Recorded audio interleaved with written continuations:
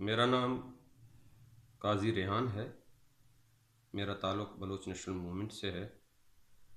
میں پشتون تحفظ موومنٹ کی مکمل حمایت کرتا ہوں اور بلوچ قوم سے اپیل کرتا ہوں کہ وہ بھی پشتون تحفظ موومنٹ کا ہر سطح پر ساتھ دیں، ان کے شانہ بشانہ کھڑے ہوں۔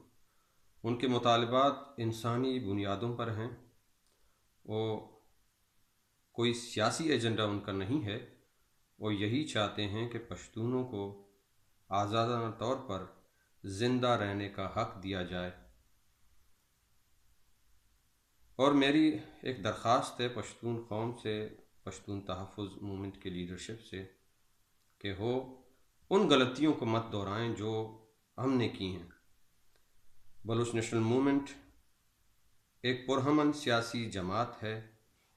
ہم نے بھی وہی طریقے اپنائے جو ایک سیاسی جماعت کے طریقے ہونے چاہیے، جلسے کیے، ہڑتالیں کی، اپنے مطالبات کو ریاست اور دنیا کے سامنے رکھا، لیکن اس سے ہماری قیادت، پاکستانی ریاست، ISI ان کا آسان شکار بن گیا اور ہماری کئی نسلیں اس مختصر مدت میں ختم کر دیے گئے۔ ہماری پوری لیڈرشپ کو قتل کر دیا گیا، یا وہ انڈر گراؤنڈ ہونے پر مجبور ہے، یا پھر وہ پاکستان کے ٹارچر سیلوں میں ہے۔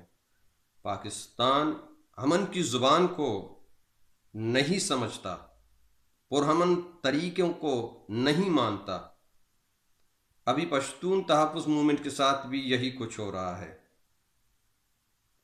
حالانکہ ان کے تمام مطالبات غیر سیاسی ہیں، لیکن پھر بھی ان کی قیادت کو چن چن کر راستے سے ہٹانے کی کوشش کی جا رہی ہے۔ منظور پشتین کے خلاف کہیں بوگس مقدمات قائم کیے گئے ہیں۔ ان کے 3 سے زائد ساتھیوں کو اغوا کر کے، ماورائے عدالت اغوا کر کے، گرفتار کر کے ماورائے عدالت گرفتاری کے بعد لاپتہ رکھا گیا ہے۔ نقیب محسود کے بعد ان کے 2 اور ساتھیوں کو مصدقہ طور پر قتل کر دیا گیا ہے۔ اس سے وہ یہی پیغام دینا چاہتا ہے کہ وہ کسی پرامن جدوجہد کو بھی نہیں مانتے۔ تو پشتون کیوں اپنے نوجوانوں کو، اپنے لیڈرشپ کو، جن کے پاس قائدانہ صلاحیت ہے، ان کو قربانی کے طور پر پنجابی ریاست کے سامنے ڈال رہا ہے، پاکستانی فوج کے سامنے ڈال رہا ہے؟ اپنے لوگوں کو تحفظ دیں۔ یہ نوجوان، ہم نے یہ سب کر کے دیکھا ہے، اس کا کوئی نتیجہ نہیں نکلتا، بلکہ اس سے ایک خلا پیدا ہوگا، قیادت کی کمی ہوگی، اور اس کو وہ لوگ پر کریں گے جو پہلے سے پاکستان کے پہرور پر ہیں۔ جس طرح آصل بیزنجو، ڈاکٹر مالک، قدوس بیزنجو وغیرہ، صادق سنجرانی، اختر مینگل اور دوسرے جو بلوچ پاکستان کی پارلیمنٹ میں بیٹھے ہوئے ہیں، وہ بلوچوں پر ہونے والے مظالم میں برابر کے حصے دار ہیں۔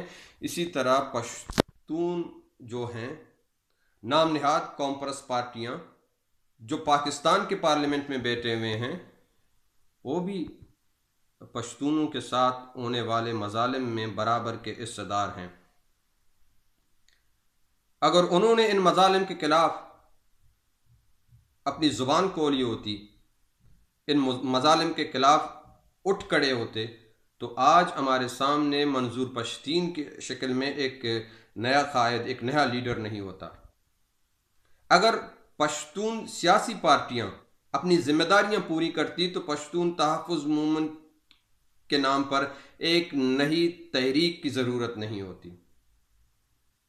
لیکن جو پارلیمنٹ میں بیٹھے ہوئے لوگ ہیں، وہ پاکستانی فوج کی چمچہ گیری کر رہے ہیں اور ان کے مفادات کو تحفظ دے رہے ہیں۔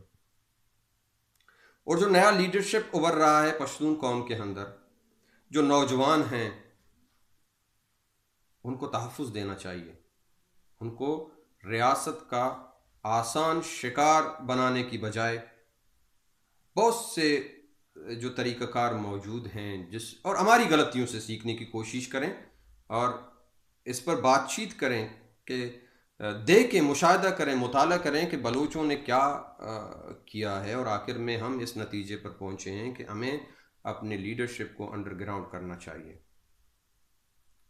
میری تمام تر ہمدردیاں پشتون قوم، پشتون تحفظ موومنٹ کے ساتھ ہیں، اور میں پشتونوں کو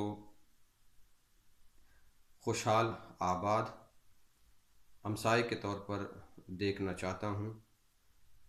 پاکستانی ریاست میں ہزارہ بلوچ، پشتون، سندھی، مہاجر اور دوسری قومیتوں کی جو نسل کشی ہو رہی ہے، اس کے روک تھام کا واحد طریقہ یا ایک مناسب راستہ، یا اس طرح اس کو دیکھا جائے کہ ہم اگر اس سے نجات چاہتے ہیں تو ہمیں اب ایک مشترکہ پلیٹ فارم یا مشترکہ جدوجہد کی طرف آنا ہوگا۔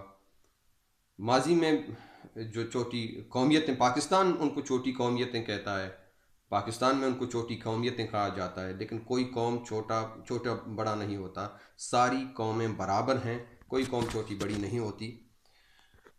تو ہمیں یہ دیکھنا چاہیے کہ ہمارے مشترکہ مفادات ہیں، تو الگ الگ لڑنے کی بجائے ہمیں اکٹھا ہونا ہوگا اور نئے عمرانی معاہدے کی بنیاد پر یہ جنگ لڑنی ہوگی۔ پہلے ماضی میں بھی یہ بلوچ اور دوسری جو قومیتیں ہیں انہوں نے کانفرنس پارٹیوں کی شکل میں اتحاد بنائے تھے، لیکن ان کا ایجنڈا پاکستانی پارلیمنٹ میں پہنچنا تھا، اور وہاں پہنچ کر ان کا ایسا خیال تھا کہ ہم وہاں پہنچ کر اپنے حقوق پرامن طریقے سے حاصل کر سکتے ہیں۔ وہ تجربہ بری طرح ناکام ہوا ہے۔ ابھی حال ہی میں پاکستانی سینٹ کے انتخابات اور اس کے نتائج میں ہم نے یہ دیکھا ہے کہ پاکستان میں پاکستانی فوج اپنی پارلیمنٹ کے ساتھ کیا کرنا چاہتی ہے، اور اس کا ایجنڈا، اس کا طریقہ کار کیا ہے، اور وہ کیا چاہتے ہیں۔ تو اپنے لوگوں کو بھی جمہوری طرز زندگی نہیں دینا چاہتے، وہ جمہوریت پر پاکستانی فوج کا اعتبار نہیں ہے۔ تو ایسے میں ہم کس طرح ان کے پارلیمنٹ میں ان کے بنائے گئے قوانین اور آئین کے مطابق، جو انہوں نے خود بنایا، جن پر ہمارا کوئی اعتماد نہیں ہے، ہم اس کے ساتھ اتفاق نہیں کرتے، تو اس کے بنائے ہوئے قوانین اور آئین کے ساتھ کس طرح ہم اپنے حقوق حاصل کر سکتے ہیں؟ پشتونستان زندہ باد، آزاد بلوچستان زندہ باد، سندھی